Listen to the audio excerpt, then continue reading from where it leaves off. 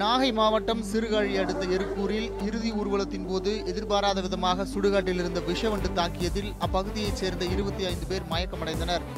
சிறுகாழி அரசு மருத்துவமனைக்கு சிகிச்சைக்காக சேர்க்கப்பட்ட அவர்களில் 3 பேரின் நிலை கவலைக்கிடமாக உள்ளதாக தெரிவிக்கப்பட்டுள்ளது. இதையடுத்து அந்த 3 பேரும் சிதம்பரம் அரசு மருத்துவமனையில் மேல் சிகிச்சைக்காக அனுமதிக்கப்பட்டுள்ளனர். வேலூர் மாவட்டம் வாலாஜப்பேட்டை சிப்காட் அருகே இருசக்கர வாகனங்கள் நேருக்கு நேர் மோதிய விபத்தில் 2 பேர் காயமடைந்தனர். விபத்து தொடர்பாக சிப்காட் காவல்துறையினர் வழக்கு பதிவு செய்து விசாரணை மேற்கொண்டு வருகின்றனர். நெல்லை மாவட்டம் தென்காசி வட்டாட்சியர் அலுவலகம் முன்பு தேமுதிக சார்பில் ஆர்ப்பாட்டம் நடைபெற்றது. தென்காசியை தலைமையிடமாக கொண்ட புதிய மாவட்டத்தை உருவாக்க வேண்டும், தமிழகத்தில் பூரண மதுவிலக்கை அமல்படுத்த வேண்டும் என்பன உள்ளிட்ட பல்வேறு கோரிக்கைகள் வலியுறுத்தப்பட்டன.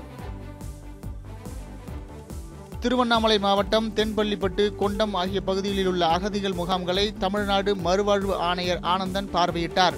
அப்போது முகாமில் உள்ளவர்கள் தங்களது குறைகளை அவரிடம் மனுவாக கொடுத்தனர். 5 அம்ச கோரிக்கைகளை வலியுறுத்தி மயிலாடுதுறையில் கரும்பு விவசாயிகள் கண்டன ஆர்ப்பாட்டத்தில் ஈடுபட்டனர். மயிலாடுதுறை ஆலை நிர்வாகம் கரும்பு விவசாயிகளுக்கு வழங்க வேண்டிய நிலுவைத் தொகையை உடனே வழங்க வேண்டும் என்பன உள்ளிட்ட பல்வேறு கோரிக்கைகளை வலியுறுத்தி முழக்கங்கள் எழுப்பப்பட்டன. சுதந்திர தினத்தை முன்னிட்டு தூத்துக்குடி ரயில் நிலையத்தில் பாதுகாப்பு பலப்படுத்தப்பட்டுள்ளது. காவல்துறையினரும் ரயில்வே காவல்துறையினரும் தீவிர சோதனை மேற்கொண்டு வருகின்றனர். பொதுமக்கள் அதிகம் கூடும் இடங்களிலும் பாதுகாப்பு ஏற்பாடுகள் பலப்படுத்தப்பட்டுள்ளன.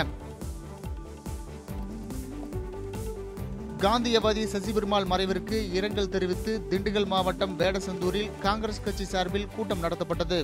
இதில் தமிழகத்தில் முழுமையான மதுவிலக்கை அமல்படுத்த கோரி முழக்கங்கள் எழுப்பப்பட்டன. நெல்லை மாவட்டம் சேரன் மகாதேவியில் வாக்காளர் பட்டியல் குறித்து அனைத்து கட்சியினர் கூட்டம் நடைபெற்றது. சார் ஆட்சியர் தலைமையில் நடைபெற்ற இந்த கூட்டத்தில் அம்பாசமுத்திரம், நாங்குநேரி, ராதாபுரம் ஆகிய வட்டாட்சிக்கு உட்பட்ட அனைத்து கட்சி பிரதிநிதிகள் கலந்து கொண்டனர். அனைத்து அரசியல் கட்சியினரும் அந்தந்த பகுதியில் உள்ள வாக்காளர் பட்டியலை சரிபார்த்தல் மற்றும் பெயர் நீக்குதல் உள்ளிட்ட பணிகளில் ஈடுபட சார் ஆட்சியர் கேட்டுக்கொண்டார். மத்திய அரசின் தூய்மை இந்தியா திட்டத்தின் கீழ் மாணவர்களை ஊக்கப்படுத்தும் விதமாக மாணவர்களுக்கான திறனாய்வு போட்டிகள் தூத்துக்குடியில் நடைபெற்றன.